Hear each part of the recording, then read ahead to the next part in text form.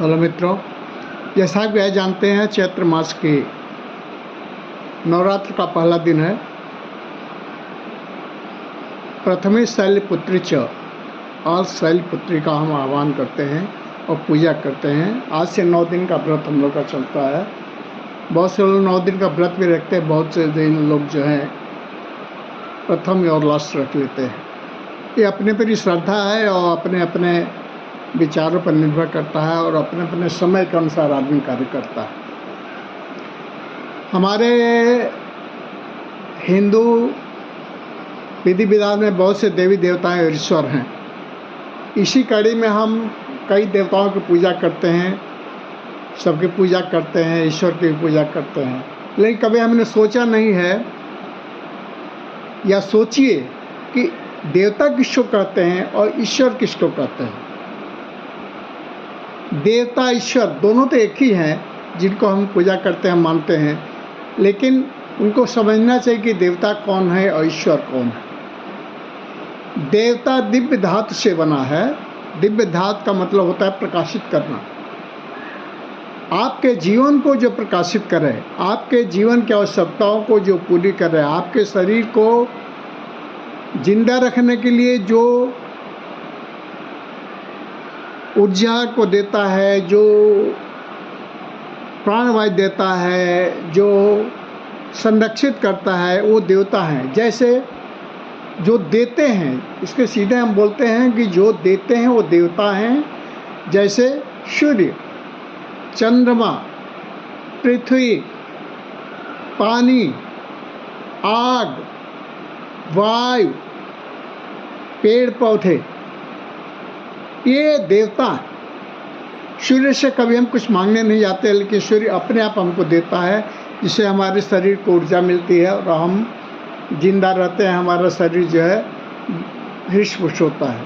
वायु प्राणवायु देती है, जिससे हमारा शरीर, जैसे हमारा हृदय धड़कता है, हम अपने सांस लेते हैं और हम जिंदा रहते हैं। जल जो है प्रकृति अपने आप हमको देती है। हम नहीं मांगते तो भी हमको मिलता है, वो प्रकृति अपने आप दान में देती है हमको। पेड़ पौधों का सानिध्य हमको अपना मिलता है। उनका हरा भरा,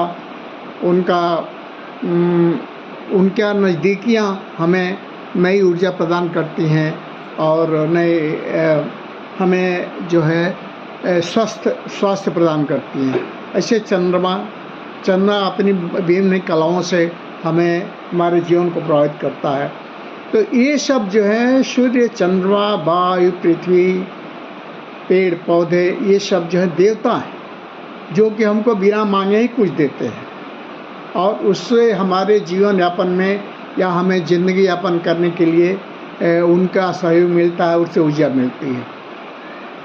ईश्वर वो होते हैं ईश्वर वो है जो अखंड है, अनंत है, अदृश्य है, जिसको हम देख नहीं पाते, जिसकी कल्पना हम करते हैं। ईश्वर एक अदृश्य सत्ता है। ईश्वर के अधीन ही ये सूर्य, चंद्रमा और सारे कुछ है। सूर्य, चंद्रमा, पृथ्वी ईश्वर के अधीन ही है। ईश्वर के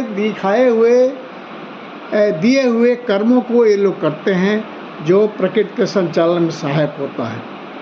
ईश्वर को हम ध्यान लगाते हैं, मनन करते हैं, अपने अंदर अनुभव करते हैं।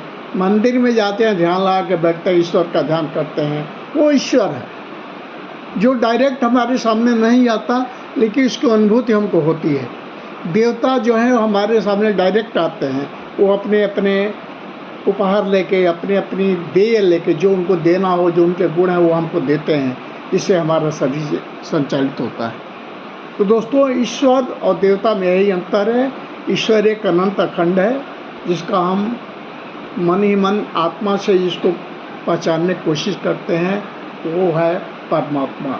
आत्मा और परमात्मा हमारी समझ से हमने जो कहा, हो सकता है समझ में सबको आया हो और नहीं भी आज, कोई बात नहीं, मैं बहुत बड़ा ज्ञानी नहीं हूँ, लेकिन जो हमें जानकारी है, जो हमें अनुभव होता है उसको मैंने बताया। धन्यवाद।